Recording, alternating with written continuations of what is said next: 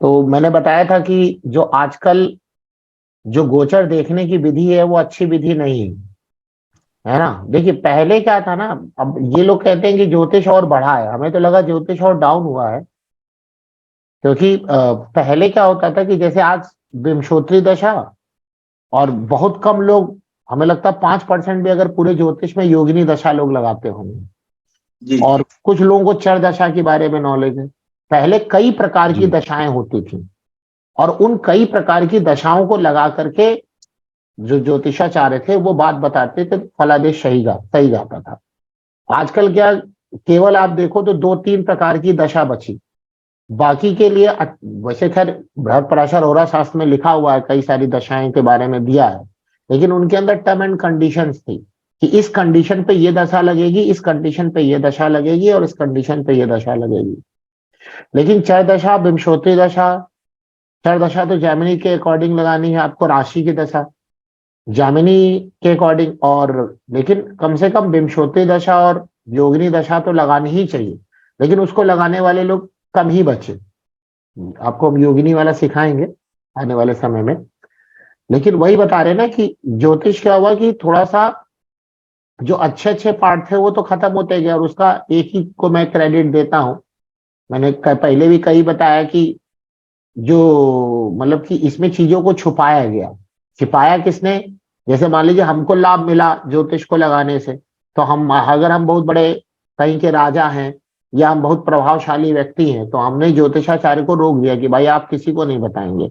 आप बताएंगे तो आपका जो खर्चा है वो हम नहीं देंगे, वरना आपके जीवन भर का, आपके बच्चों का खर्चा हम उठाएंगे। आप केवल मुझे बताएंगे। तो हमने एक प्रकार की क्या कर दिया, एक प्रकार की तो ज्योतिष की बढ़ोतरी को रोक दिया ना। जी अगर हम कहीं के राजा हुए या कुछ भी, एक एग्जाम्पल दे रहे हैं जी कि गुरुजी मान रुक लीजिए गया, वो कोई बढ़ोतरी भी रुक गई। प्रभावशाली व्यक्ति है, तो कोई इसका नॉलेज वाला है, तो उसको हमने लालच दे दी। अब लालच का मतलब क्या है कि आने जो समय चल रहा है, या जो भी पहले भी जो समय था, भाई रोटी कपड़ा मकान तो सबको चाहिए था। जी तो किसी के पास नॉलेज थी तो उसने कहा कि भाई चलो हमारा जन्म भर का और हमारे बच्चों के लिए भी एक प्रकार की आय का इनकम सोर्स बन गया, तो हमें क्या जरूरत है किसी को बताने की, हम केवल इन्हीं को बताते रहेंगे। जी लेकिन उस व्यक्ति ने आगे बुद्धि लगाई ही नहीं कि अगर ऐसा कर रहे तो हैंडीकैप्ड हो जा रहा है पूरा ज्योतिष। तो ये रीजन था कि अच्छी चीजें दब गई। दूसरा रीजन ये भी था कि लोगों ने इसके बारे में दुष्प्रचार किया। एक्चुअली दुष्प्रचार का मतलब ये होता है ना, जैसे आप लोग देखते होंगे कि आपके सराउंडिंग में, आस पड़ोस से मिलने वाले कुछ लोग ऐसे होते हैं कि उन्हें पता होता है ये काम करने से ना फायदा होता है, लेकिन वो चाहते हैं कि दूसरा ये काम ना करे। तो बताएंगे बताएंगे नहीं। नहीं। हाँ, उसके बारे में दुष्प्रचार करते हैं, क्योंकि वो बताएंगे नहीं ऐसा दूसरे कुछ को। बताएंगे नहीं, दुष्प्रचार करेंगे कि जिससे लोग उसको ना लगाएं। क्यों लगाएंगे तो वो भी सक्सेस होंगे, तो हम कैसे महान हो सकते हैं। तो दुष्प्रचार भी किया गया। तीसरा, कुछ लोग कुछ कुछ मिला, कहीं कहीं से मिला, बट उनकी उतनी बुद्धि नहीं थी, उतनी पकड़ नहीं थी, उतनी लगन नहीं थी किसी चीज को करने की, तो गलत चीजें इसके अंदर आई, तो आधी से ज्यादा विद्या तो हमारी गायब हो गई।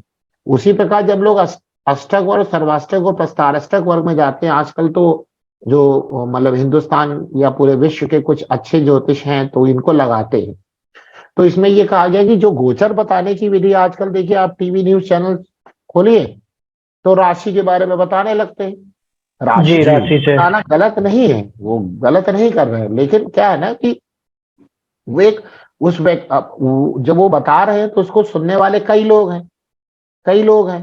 तो पता चला 5 से 10% लोगों की कुंडली में तो लगा, या उनके साथ वो घटना हुई, लेकिन 90% लोगों के साथ घटना नहीं हुई। तो 90% लोगों का परसेप्शन क्या बन गया ज्योतिष के प्रति? निगेटिव हो गया ना। जी तो वही बात यहाँ पे कही गई कि जो आजकल गोचर बताने की या राशि के हिसाब से जो गोचर कर रहे हैं प्लेनेट, अब जैसे बृहस्पति का गोचर होने जा रहा है, शनि का गोचर होने जा रहा है, अभी वक्री से मार्गी हो गए हैं बृहस्पति, शनि अब मार्गी में आ गए और अब कुंभ राशि में जाएंगे। आप देखिए, मतलब हर लोग टीवी पे बैठ करके बता रहे हैं कि मेष राशि का ये होगा, वृषभ राशि का ये होगा, हाँ राशि ये ये नहीं होगा, ये नहीं होगा। किताब उठा के पढ़िए, लिखा है, ऐसा नहीं होता। क्यों नहीं होगा? क्योंकि गोचर में जन्म के ग्रह जहां है वो तो वही माने जाएंगे, वो तो नहीं बदलेंगे। लेकिन समय समय पर गोचर विचार किया जाता है गोचर विचार किया जाता है, उस समय विचारणी का मतलब पंचांग आप देख करके ये बताते हैं कि कौन सा गोचर मतलब कौन सा प्लेनेट किस राशि में गोचर करने जा रहा है। ठीक है, तो गोचर विचार करने के लिए हमारे पास मेनली दो विधियां हैं जो अभी तक लोग लगाते हैं। एक क्या है कि जन्म लग्न से गोचर लगाना, और दूसरा है चंद्र लग्न से गोचर लगाना, जिसको राशि कहते हैं। एक तो यहाँ पर भी बड़ा कंट्राडिक्शन है। जैसे मान लीजिए हमारा नाम संदीप है, तो हमारी कौन सी राशि हो गई? सा नाम किसमें आया? तुला राशि जी। कुंभ राशि हो गई। कुंभ राशि, हाँ कुंभ। कुंभ तुला राशि, राशि कैसे होगी भाई? कुंभ राशि। जी नहीं, सुनिए, तुला राशि कह रहे हैं ना गुरु जी। कुंभ, तुला तो गलत बोले ना, कुंभ राशि हुई। राशि से कहा गया, हाँ हाँ, अब लेकिन हमारी तो मीन राशि है। तो जी 95% लोग जो ना पुकारने का नाम है, अब यहाँ पर भी क्या है कि कुछ किताबों में लिख दिया कि जो है ये चीजें आप पुकारने के नाम से देखिए, और ग्रह गोचर आप जन्मकालीन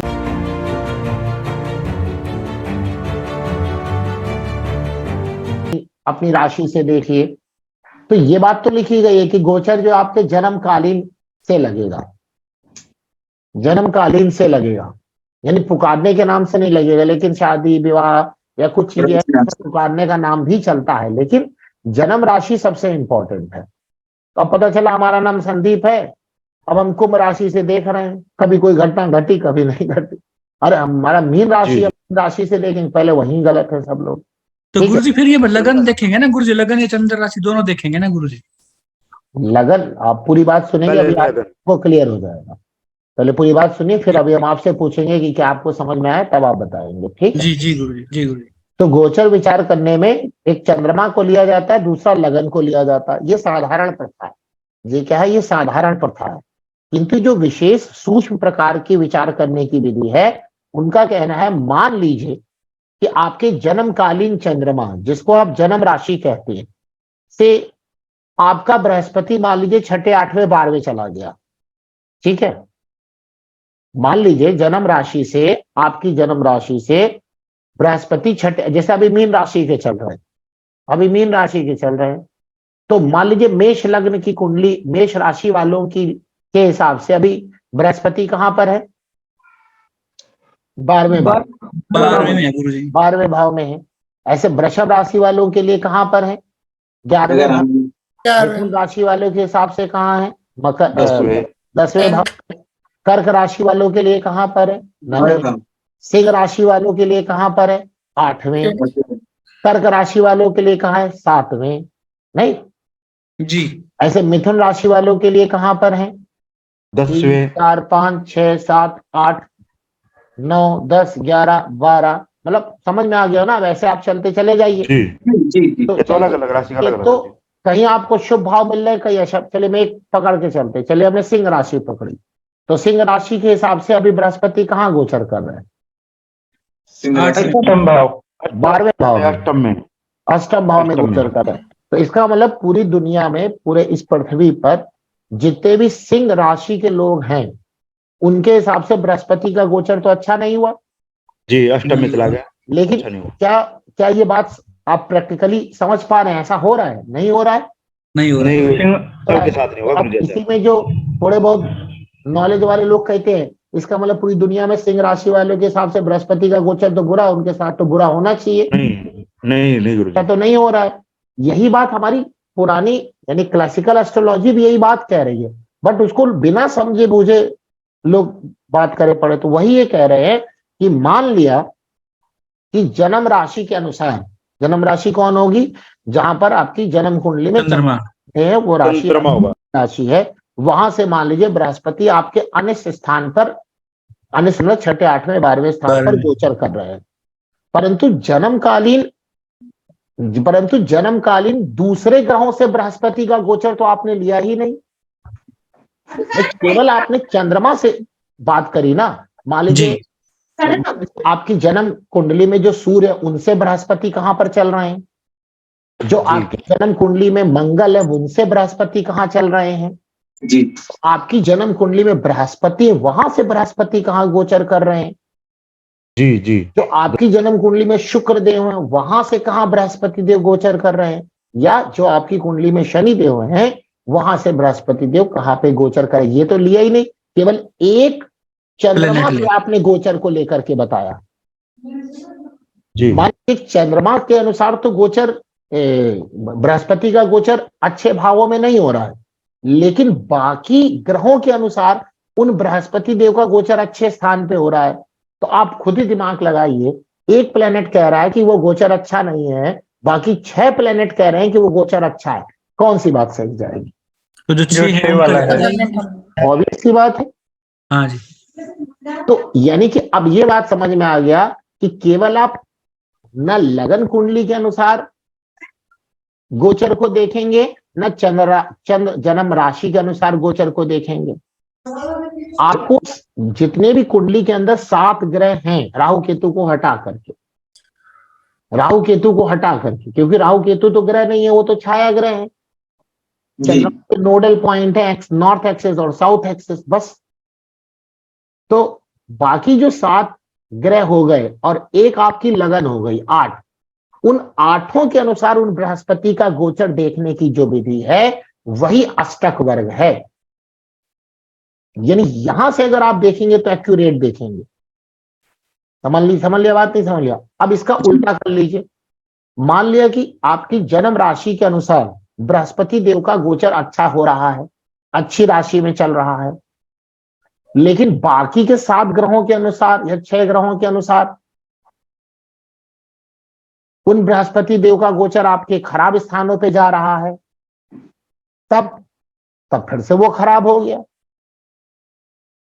तो ये विधि तो यूज ही नहीं करी लोगों ने, और बैठ करके टीवी पे चालू हो गए कि अब ये राशि परिवर्तन हो रहा है तो ये आपके स्थान पे होने वाला है, या ये आपके साथ अच्छा होने वाला है या बुरा होने वाला है। पता चला जो सुनने वाला व्यक्ति, आजकल क्या प्रैक्टिकल का जमाना है, प्रैक्टिकल मतलब जो आप बात बोलिए वो व्यक्ति की लाइफ में घटना घटे, तब लोग उस पे ज्योतिष को मानेंगे। और ज्योतिष तो ये कही नहीं रहा था कि आप केवल चंद्र राशि से गोचर देखिए या अपनी जन्म लग्न के अनुसार गोचर देखिए। जी ज्योतिष ने कहा कि भाई आप 7 ग्रहों के अनुसार एक ग्रह का गोचर देखिए। जी 7 ग्रहों के अनुसार एक ग्रह का गोचर देखिए। मान लीजिए कुछ ऐसी स्थितियां हैं कि घर में मान लीजिए 6-7 लोग आपके घर में रहते हैं, 7 लोग घर में रहते हैं, तो एक आदमी का व्यवहार, 7 लोग आपके परिवार में हैं मान लिया, तो एक आदमी का व्यवहार किसी एक आदमी के प्रति कैसा है, तो क्या उस आदमी का उस आदमी का कैरेक्टर आप बता देंगे कि अच्छा है या बुरा है? नहीं। गलत है ये बताना। या ऐसे आप समझ लीजिए कि मान लीजिए आप जिस कॉलोनी में रह रहे हैं वहां पे 20 से 25 घर रहते हैं, 20 से 25 फ्लैट है, या 50 या 100 या 200 फ्लैट है, डिपेंड करता है आप कितने बड़े सोसाइटी में रह रहे हैं। तो एक, अब मान लीजिए वहां पे 200 फ्लैट है या 200 परिवार वहां पे रहते हैं, और एक आदमी का नेचर चर्चा हो रही है कि भाई उस आदमी का व्यवहार या उस आदमी का नेचर कैसा है। तो एक आदमी कह रहा नहीं बहुत बेकार है, 2 आदमी कह रहे नहीं बहुत अच्छा है, 3 आदमी कह रहे हमको पता ही नहीं है। तो किसकी बात मानी जाएगी आप मुझे बताइए? एक आदमी जो कह रहा अच्छा या एक आदमी जो कह रहे हैं बुरा? दो कह रहे हैं। है क्या? दो कह रहे हैं, वो ठीक है। 2 कहाँ कह रहे हैं? कोई भाई एक आदमी कह रहा अच्छा है, एक आदमी कह रहा बुरा है। तो क्या एक जो अच्छा कह रहा है उसके अनुसार आप उसका नेचर अच्छा ले लेंगे, और एक जो बुरा कह रहा है उसके अनुसार आप बुरा नेचर ले लेंगे क्या? नहीं गुरुजी, ऐसा होगा ना गुरुजी, आपके साथ कैसा व्यवहार है? हो सकता है। बात ये नहीं है, बात ये है कि एक व्यक्ति का नेचर आपको देखना है और उसके बारे में आपको बताना है, ये काम मिला आपको जी। और वहां पे मान लीजिए चले 200 से हमने ज्यादा बोल दी, चले 10 फैमिली रहती है जी। अब 10 फैमिली में से केवल एक फैमिली कह रही है कि उस आदमी का नेचर बहुत अच्छा है, वो तो बहुत कोऑपरेटिव है, और मान लीजिए 9-8 फैमिली कह रही, क्योंकि 10 में तो वो भी हो गया, तो एक तो वो हो गया व्यक्ति जिसकी बात होनी है, और एक आदमी ने कह दिया अच्छा और 8 ने कह दिया बुरा। तो आप क्या माना जाएगा? आप अगर एक जज बन के बैठे, एक न्यूट्रल बन के बैठे हैं, आप क्या मानेंगे? बुरा मानेंगे। बुरा। ज्यादा लोग कहेंगे वही माना जाएगा। जी। इसी का उल्टा कर लीजिए, इसी का उल्टा कर लीजिए अगर एक आदमी कराने को तो बहुत आदमी भाई, वैसा आदमी तो रहने नहीं चाहिए, सोसाइटी से उसको निकाल देना चाहिए। लेकिन बाकी के 8 फैमिली करे नहीं, वो तो बहुत अच्छा आदमी है। तो आप एक न्यूट्रल पर्सन हैं, आप क्या जजमेंट देंगे वहां पर? अच्छा, आप जिस तरफ ज्यादा मानेंगे, अच्छा मानेंगे उसको? बुरा कहेंगे गुरुजी। अगर 8 फैमिली अच्छा कह रही है, एक फैमिली बुरा कह रही है, तो उसको अच्छा माना जाएगा। और एक फैमिली अगर बुरा कह रही है और 8 फैमिली अगर अच्छा कह रही है तो अच्छा मानिए, और अगर एक आदमी अच्छा कह रहा है और 8 बुरा कह रहा है तो बुरा मानेंगे। यानी हम बहुमत की की तरफ तरफ चलेंगे ना, जी जी अल्टीमेटली तो यही बात हुई ना। जी गुरुजी। ये बस ये एक बात हो जाए, उसके बाद हम आपके पास आते हैं। जी। तो अब एक ग्रह गोचर में अपना स्थान परिवर्तन किया, जी, एक ग्रह ने गोचर में अपना स्थान परिवर्तन स्थान किया। परिवर्तन किया, तो उस ग्रह के स्थान परिवर्तन के कारण बाकी 6 ग्रह पर, क्योंकि 7 ग्रह थे, राहु केतु को हटा दीजिए जी तो, और लगन को ले लेंगे तो 8 हो जाएंगे। तो अब यहां पर लेते चले, लगन भी ले लेते, 7 ग्रह और एक लगन ले लेते हैं। मान लीजिए एक ग्रह ने, मान लीजिए बृहस्पति ने अपना स्थान परिवर्तित किया, तो स्थान परिवर्तित किया तो अब आपको उसका इफेक्ट, एक प्लेनेट ने तो एक अपना स्थान, एक प्लेनेट ने अपना स्थान परिवर्तित किया, लेकिन एक प्लेनेट के स्थान परिवर्तन के कारण उसका फर्क तो पूरी कुंडली पर पड़ेगा ना।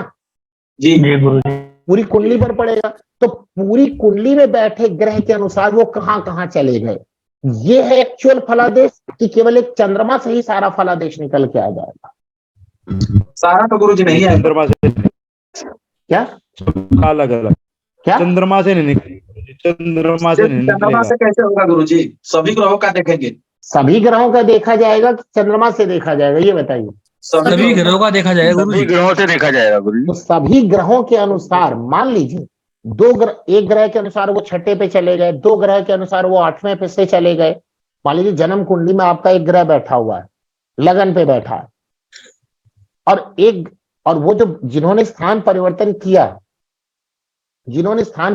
किया, वो एक के अनुसार 6ठे पे चले गए, दूसरे के अनुसार मान लीजिए 8वें पे चले गए, तीसरे के अनुसार 5वें पे चले गए, चौथे के अनुसार 4थे पे चले गए, किसी के साथ 7वें पे चले गए। तो अब आप देखेंगे ना, जिसके हिसाब से वो 6ठे 8वें पे गए वो तो बेकार हो गया। यानी 2 के अनुसार, मान लीजिए एक के अनुसार 6ठे पे गए और एक के अनुसार 8वें पे गए।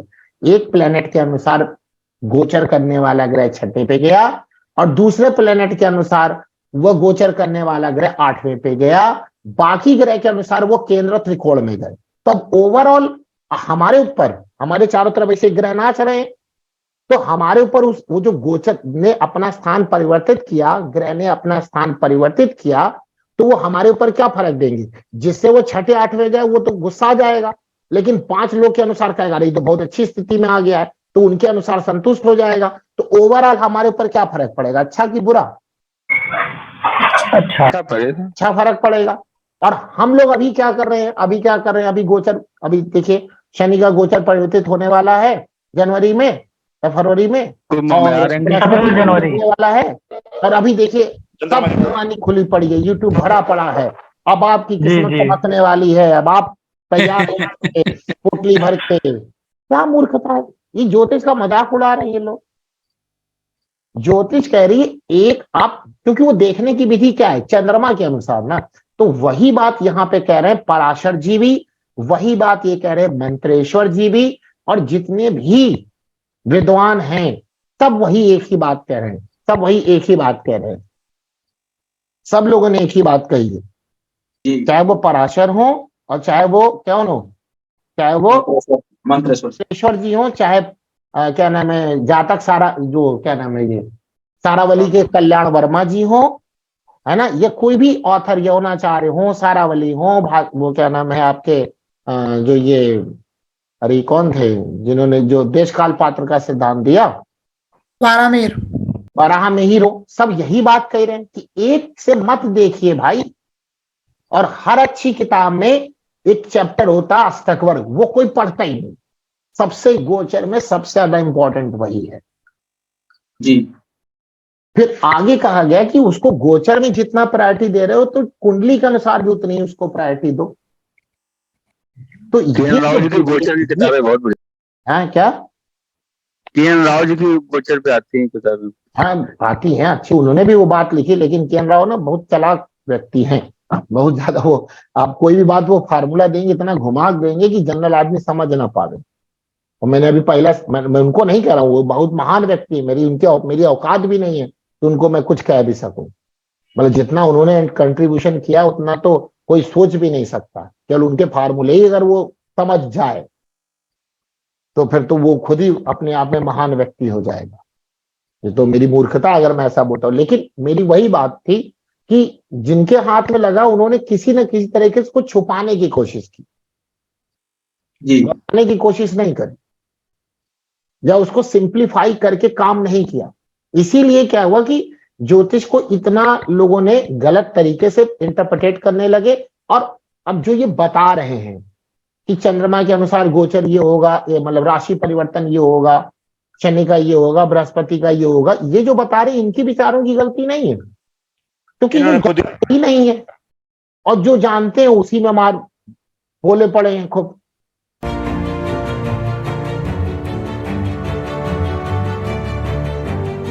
तो यही चीज यहां पर आती है कि हमें जो प्रभाव लेना होगा वो सभी ग्रहों का मिला करके लेना होगा। गुरुजी एक छोटा सा सवाल है। हाँ जैसे ग्रहण लगाता है तो ग्रहण पंचांग में हम देखे थे कि वृष राशि के लिए कष्ट है, मिथुन राशि के लिए लाभ है, तो सिंह राशि के लिए खुशी है, जो भी है। हाँ तो मान लीजिए हम है वृष राशि वाले तो हमको कष्ट होगा, हमारी पति इतनी कुंभ राशि का है तो क्या उसे खुशी कहाँ से होगा? हाँ सही बात है, ये बात सही है। यही हमारे इस बात को हम सोच रहे थे कि अगर हम इसको देखना हो तो कैसे देखें, कैसे कर सकते हैं कि इससे हमें कष्ट होगा उसको खुशी हो जाएगी? नहीं ना, ये गलत है ना। तो ये है एक्यूरेट मेथड आपका अष्टक वर्ग। यहां पर यही बात बतानी है, तो ये लिखते हैं कि अगर किसी भी ग्रह गोचर का आपको विचार करना है तो मान लिया कि केवल जन्मकालीन चंद्रमा से ही करना एक साधारण सी बात है, उसका कोई ज्यादा प्रभाव नहीं पड़ने वाला है।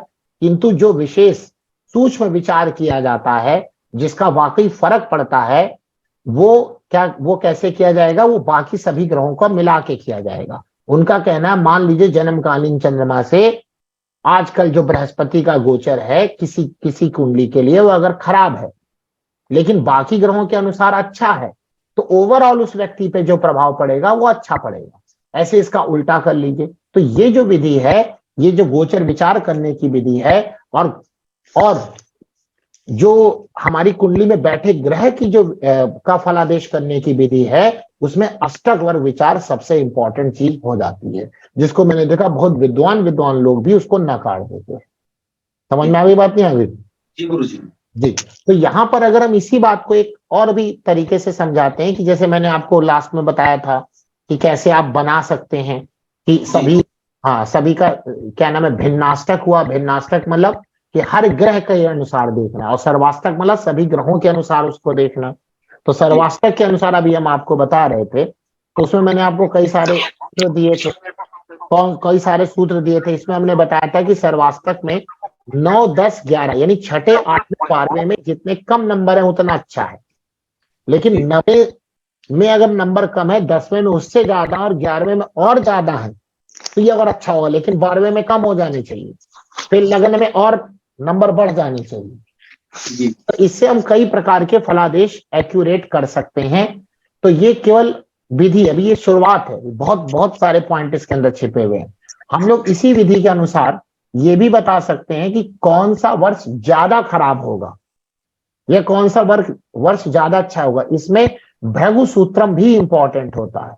भृगु सूत्रम ये कहता है, भृगु सूत्रम एक अलग टॉपिक है, ये कहता है कि आप जितने साल के हैं उस साल को अपनी कुंडली में देखिए कि वो कौन सा भाव है, वो भाव एक्टिवेट होगा। जैसे कि जब आपने जन्म लिया तो जो आपने जन्म लिया उस वक्त आपका लगन भाव आपको कंट्रोल कर रहा था। जब आप 2 साल के हुए तो दूसरे भाव पे पड़ने वाले ग्रहों की स्थितियां, दूसरे भाव पे पाप या शुभ ग्रहों का प्रभाव के अनुसार आपका दूसरा भाव चलेगा। ऐसे आप एक चक्कर पूरी कुंडली का कितने साल में लगा पाएंगे? 12वें साल में, 12 साल में लगा लेंगे। 13वां साल फिर से वही आपका लगन स्टार्ट हो जाएगा। लेकिन कह रहे केवल इतना ही नहीं देखना, उसके अनुसार चलने वाली दशा अंतरदशा भी देखनी होती है। जैसे अभी मान लीजिए कोई व्यक्ति 43 एज में है, तो 43 में भी वो उसका कौन सा भाव एक्टिवेट हुआ पड़ा भृगु सूत्रम के अनुसार? मेरा सातवां गुरु जी। देखिए बात है 36 36 36 हो 4 और 3 7। सातवां भाव, सातवां। 38 39 40 41 42 43, 7वां भाव एक्टिवेट हुआ है। अब यहां से देखिए 43 आया तो 44वें साल में तो सर 8वां भाव एक्टिवेट होगा, तो बड़ा नुकसान हो जाएगा, फिर यही गलत।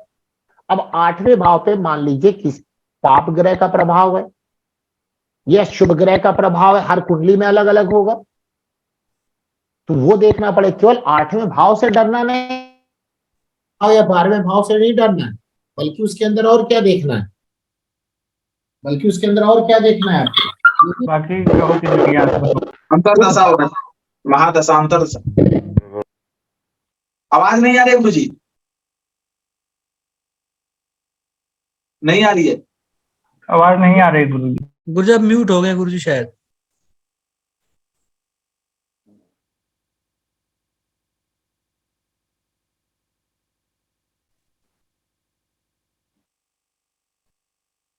हाँ जी, अब आ रही है आवाज? जी गुरु जी। तो जी गुरु जी। वो दशा अंतर दशा सब देखनी है, लेकिन उसके साथ देखना है कि उस भाव पर शुभ भाव का प्रभाव, शुभ ग्रहों का प्रभाव है या अशुभ ग्रहों का प्रभाव है, उस भाव की क्या स्थिति है। हमारी गुरु जी अष्टम भाव भी चल रहा है, अष्टम भाव में राहु है, राहु की दशा भी चल रही है, तो हानि करेगा। नहीं, अब 8वें भाव पे क्या कोई शुभ ग्रह का प्रभाव है? गुरु का दृष्टि है डायरेक्ट। गुरु की दृष्टि है, तो कैसे ज्यादा बुरा प्रभाव तो नहीं कर पाएगा। इसीलिए गुरु जी हम ज्योतिष पढ़ रहे हैं क्या? इसीलिए ज्योतिष पढ़ रहे हैं। और जी गुरु जी, गुरु मंगल और राहु तीनों की दृष्टि है अष्टम पे। अब यहाँ ये भी देखेंगे, गुरु बचा ले जाता है, ये भी देखेंगे कि वहां पर आपको कितने वो मिले हैं, नंबर मिले हुए हैं। हाँ, नंबर 28 से ज्यादा नंबर मिलेंगे तो अच्छा ही होता है, 28 से कम मिले तो खराब होता है। लेकिन भाई 8वें घर में कम ही नंबर हो, क्या वो अच्छा जाए चाहे बेकार जाए, 8वें घर में ज्यादा नंबर नहीं होने चाहिए।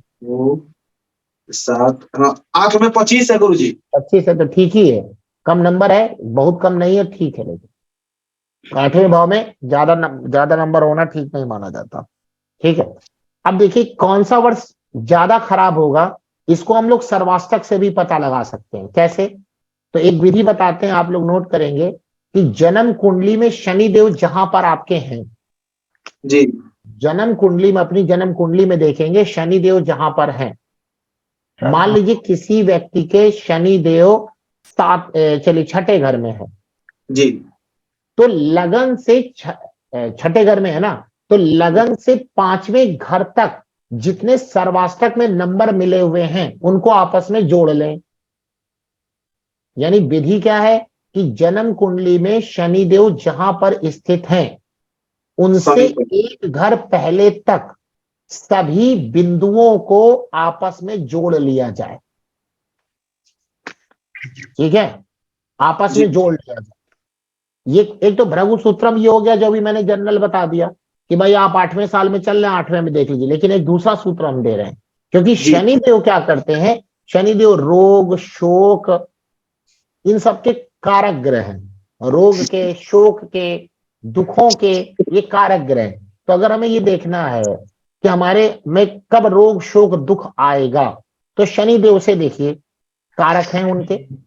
कैसे देखने का विचार है, तो ये एक फार्मूला बताया गया कि जिस जन्म कुंडली में आपके जन्म कुंडली में शनिदेव जहां पर बैठे हुए हैं, शनिदेव जहां पर बैठे हुए हैं उनसे एक घर पहले सर्वाष्टक कुंडली में, भिन्नाष्टक पे नहीं, सर्वाष्टक कुंडली में जितने बिंदु मिले उनको आपस में जोड़ लीजिए। जैसे मैंने उदाहरण दिया कि मान लिया आपकी जन्म कुंडली में 6ठे भाव में शनिदेव बैठे हैं, तो आप जन्म लगन से लेकर के 5वें भाव तक के सभी बिंदुओं को जोड़ लीजिए। इतना सबको समझ में आया?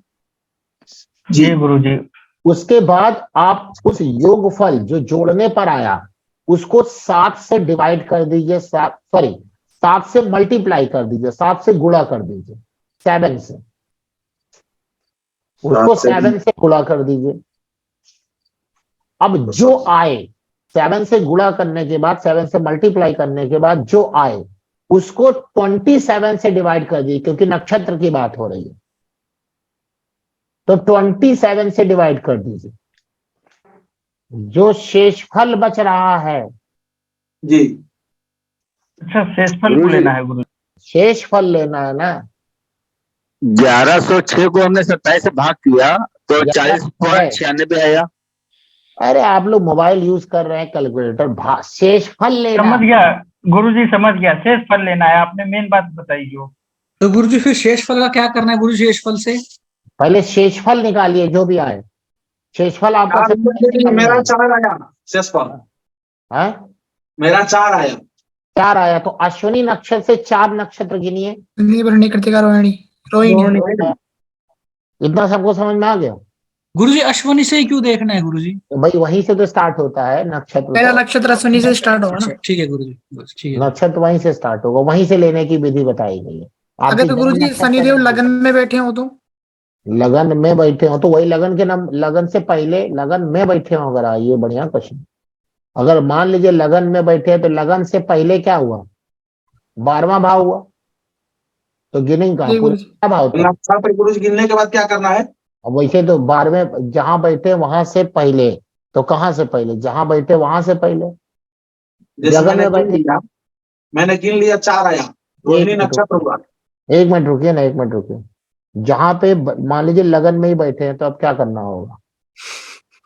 तो 12वां भाव लेना पड़ रहा है। पूरा गिन लेंगे। इसके बारे में 12 आएगा। हमारे विचार तो है, लेकिन हमारे विचार से काम नहीं चलेगा ना, बुक क्या कहती है इसको देखना पड़ेगा मुझे। जी। तो इसलिए मैं अपना कोई विचार नहीं दे रहा, जबरदस्ती विचार नहीं घुसड़ना। हम इतने बड़े पराशर नहीं है, जो नियम है वही बात कर रहे हैं। लगन के लिए क्या हुआ हम बताएंगे देख करके आपको, ठीक है? चलिए, अब मान लीजिए 4 आ गया, चलिए इनका 4 आ रहा था, तो अश्विनी से जोड़िए। अश्विनी नक्षत्र से कौन सी नक्षत्र आ गई? रोहिणी। रोहिणी नक्षत्र आ गई, जो भी नक्षत्र आ गई, जी जो भी नक्षत्र आ गई। जी अब जब गोचर के शनिदेव, गोचर के शनिदेव जब इस नक्षत्र पे आएंगे तब आपको पीड़ा होगी, समझे? जी। तब आपको पीड़ा होगी। हिसाब से पूर्वाषाढ़ा। हाँ, तब आपको पीड़ा होगी। और अगर मान लीजिए वहां पर है और उसी नक्षत्र से 10वां और 19वां नक्षत्र पर भी अगर शनिदेव का ट्रांजिट होगा तो भी पीड़ा होगी, लेकिन पहले वाले में ज्यादा पीड़ा होगी, यानी जो शेषफल बचा है उसमें पीड़ा ज्यादा होगी, उसमें पीड़ा ज्यादा होगी। सर कौन से बताए? 10वां और 19वां नक्षत्र, मान लीजिए जैसे इनका ये आया, चौथा नक्षत्र आ रहा था, चौथे से 10वां गिनिए और चौथे से ही 19वां गिनिए। चौथे को लेकर के, चौथा 1, मतलब वही जो आया था रोहिणी 1, फिर आगे करके, तो 10वां और 19वां नक्षत्र पे भी शनिदेव पीड़ा देंगे, लेकिन यहां कम पीड़ा देंगे, और जो शेषफल बचा था उसमें ज्यादा पीड़ा देंगे, उसमें ज्यादा पीड़ा देंगे। समझ में आई बात नहीं आई? जी गुरुजी। यस, ऐसे। तो ये भी एक विधि, ऐसी बहुत सारी विधियां हैं सर्वाष्टक से, जिसमें भिन्नाष्टक और अच्छा लगता है। फिर हमने तो लगा लगा के देखा है, तो सब में आंसर एकदम एक्यूरेट चलता है, इसमें कोई शक नहीं है। कोई ना कोई प्रॉब्लम आएगी। अब मान लीजिए शनिदेव का गोचर भी ऐसा हो रहा है, चलने वाली दशांतर दशा भी जरा अपोजिट चल रही है, तब तो समझ लीजिए पक्का प्रॉब्लम आएगी। अब शनिदेव का गोचर खराब, मतलब इस विधि के अनुसार खराब है, जी आपका शेषफल आया उस पर शनिदेव का गोचर हुआ, जी तो आपके लिए नुकसान करेगा, लेकिन दशा अंतर दशा आपके लिए अच्छी थी, तो आपके जी। ऊपर इतना प्रभाव नहीं पड़ेगा, लेकिन पड़ेगा तो लेकिन इतना नहीं पड़ेगा। और अगर दशा अंतर दशा भी खराब है और क्या ये शनि का ये गोचर भी हो रहा है, तो आप मान के चलिए समस्या आएगी, फिर तब समस्या ज्यादा व्यक्ति को आती है, यानी पक्का डर पड़ता है। ठीक है, समझ में आई बात नहीं आई? जी गुरुजी। हाँ, उस वक्त उपाय ये कहा गया, उपाय भी नोट कर लीजिए। अगर ऐसा आपने निकाला किसी को और वो बोले बचने का उपाय बताओ, देखो कह दो बचने का उपाय तो 30% तो हम नहीं बचा पाएंगे। आप 70-60% तक ये कह दीजिएगा कि शनि के मंत्रों का आप जाप करें, पीपल को क्या करें, पीपल को जल दें शनिवार को और शाम को दिया जलाएं, या शनि के मंत्रों का आप जाप कराएं, शनि के मंत्रों का जाप कराएं। और उससे बढ़िया ये होगा शनि के मंत्र के अलावा कि शनिदेव की पूजा के साथ साथ जो नक्षत्र आ रहा है ना, उस जी नक्षत्र के स्वामी का पक्का जाप कराएं, जो शास्त्रीय विधियां है हमारी। मान लीजिए जैसे किसी का क्या आ गया, अभी कौन सा आया था, चौथा नक्षत्र रोहिणी नक्षत्र आ गया था, तो रोहिणी के स्वामी चंद्रमा है नहीं, जी तो चंद्रमा है, तो चंद्रमा का वो यथाविधि जाप करें, चंद्रमा की पूजा करें, शंकर देव की पूजा करें, तो लाभ हो सकता है। कितना लाभ होगा ये डिपेंड करेगा कि वो कितनी श्रद्धा से ये काम कर रहा है। यहाँ श्रद्धा यहाँ पे भी आ गई, ठीक है जी। यही इसका एक उपाय है कि शनिदेव के साथ साथ, शनिदेव को तो आपको रखना ही पड़ेगा क्योंकि उन्हीं का ही गोचर है, लेकिन वो जिस नक्षत्र में गोचर कर रहे हैं उस नक्षत्र के स्वामी का भी आपको उपाय करना चाहिए। तो वहां पे समस्या से आपको छुटकारा, मतलब छुटकारा तो नहीं मिलेगा, छुटकारा कैसे मिलेगा, कम हो जाएगी समस्या। जहां आपको पता चला 10 रुपए का नुकसान होने वाला था, वहां 50 पैसे 1 रुपए में निपट जाएंगे जी। या समस्या आएगी लेकिन उसका आपको रास्ता मिल जाएगा, आपको रास्ता मिल जाएगा और कुछ में आप निपट जाएंगे। समझ में आई बात नहीं आई? जी गुरु जी, ये चीजें हो सकती है। तो ये इसका उपाय, तो ये भी एक बहुत बढ़िया सूत्र मैंने आपको दिया। अब कोई व्यक्ति पूछे, ये अभी मैं केवल एक सर्वाष्टक के अनुसार बता रहा हूं, अभी भिन्नाष्टक से चलेंगे तो और बातें क्लियर होंगी। अब कोई व्यक्ति पूछे कि मेरा मकान वाहन आदि कब बनेगा, तो आपको क्या, ये इसका कौन सा भाव है मकान वाहन का? चतुर्थ भाव। चतुर्थ भाव। तो चतुर्थ भाव में जितने बिंदु हैं, चतुर्थ भाव में जितने बिंदु मिले हुए हैं उसमें +-1 कर लीजिए, कह दीजिएगा आपकी उम्र के अनुसार इतने साल में आपको मिलेगा। मान लीजिए चतुर्थ भाव में किसी के 32 बिंदु मिले हुए हैं जी, तो आप कह दीजिए भाई 31 से 33 तक के बीच में आपको वाहन सुख मिलेगा। ये एक सिंपल फार्मूला है, लेकिन उसके अनुसार दशा अंतर दशा भी देखनी चाहिए कि क्या चतुर्थ भाव की दशा अंतर दशा चल रही है, या चतुर्थेश की दशा चल रही है, या जिसकी दशा चल रही है उसका चतुर्थ भाव या वाहन के स्वामी शुक्र किसके साथ संबंध बना हुआ है। दशा अंतर दशा भी रहेगी और ये समय भी रहे, क्योंकि दशा अंतर दशा मान लीजिए 2 साल की आई, 2 साल में वो कौन सा साल होगा इससे निकल आएगा, या मोटी मोटा निकाल लेंगे आप। मान लीजिए वो दशा तो अंतर दशा कई बार आ रही है,